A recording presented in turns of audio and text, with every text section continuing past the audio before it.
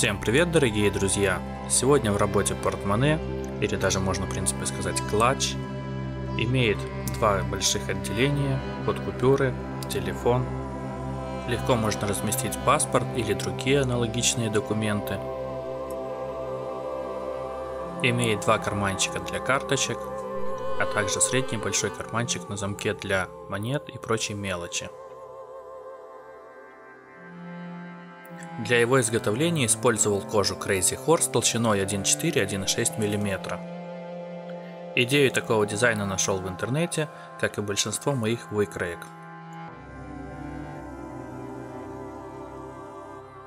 Выкройка в формате PDF находится в описании под этим видео. Но следует учитывать, что некоторые детали находятся на двух листочках А4, и их нужно будет сначала вырезать и склеить между собой.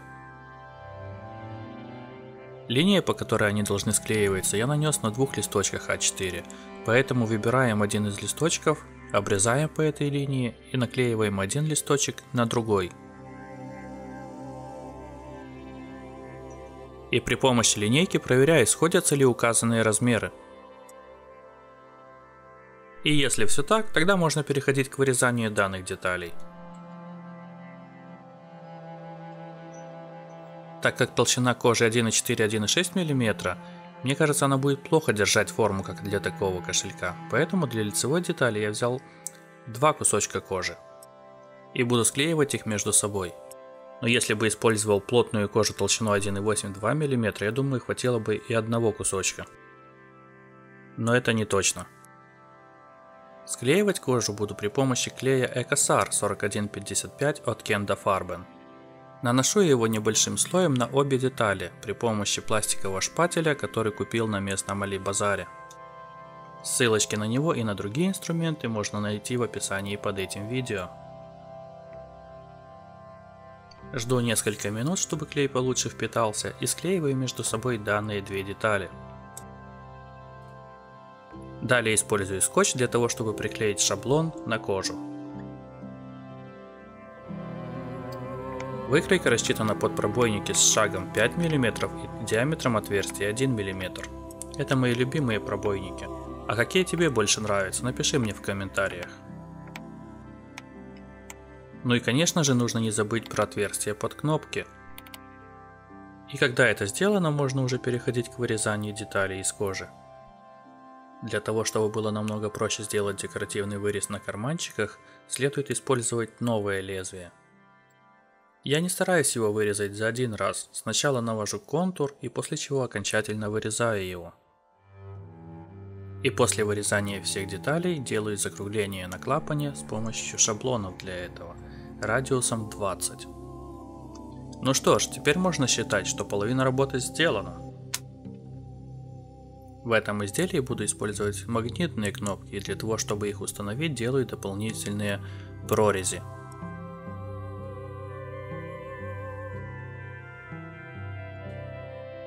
Для того, чтобы установить такие кнопки, не нужен никакой специальный инструмент. Это можно сделать вручную.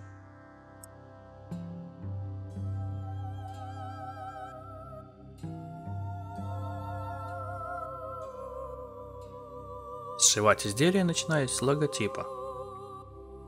Далее перехожу к декоративным накладкам на лицевой детали. Нитки использовал галаци с толщиной 0,55 мм, круглую вощеную. Окончание шва прячу под декоративной накладкой, чтобы не было видно его. После чего прошиваю основную деталь поверху. Делаю несколько возвратных стежков и также прячу нитку под декоративную накладку. Лицевая деталь в данный момент больше не нужна, поэтому перехожу к пришиванию карманчиков для пластиковых карточек. Карманчики пришиты, и теперь самое время переходить к вшиванию молнии. Молнию использовал номер 5, делаю отступ для нее 9 мм от края, провожу линию и между этой линией и отверстиями наношу клей. Приклеиваю молнию, прошиваю ее и аналогичную операцию повторяю с другой стороны карманчика. После этого можно переходить к пришиванию боковых деталей к этому карманчику, но стоит быть внимательным, чтобы иголка проходила через все отверстия. Ну и вот она уже финишная прямая, остается совместить внутренний карманчик с лицевой деталью. Сшиваю это все одной ниткой, поэтому пришиваю сначала одну сторону карманчика, делаю 4 стежка и пришиваю потом вторую сторону карманчика.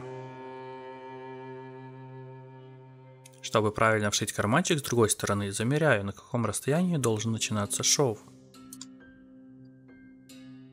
Пришиваю карманчик на несколько стежков и сам себя перепроверяю.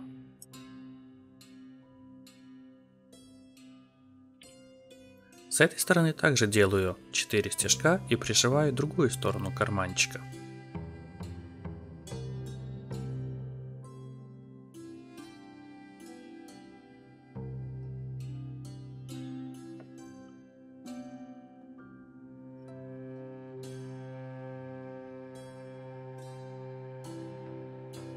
Ну вот и отлично, все совпало.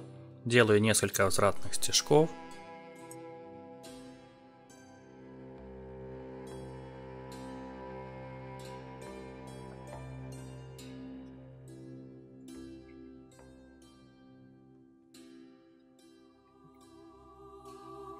И чтобы красиво закончить шов, прячу иголку в середину изделия.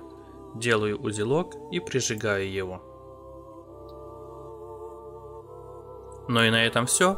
Изделие готово.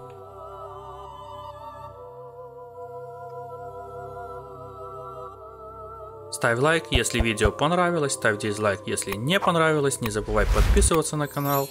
До новых встреч. Пока-пока.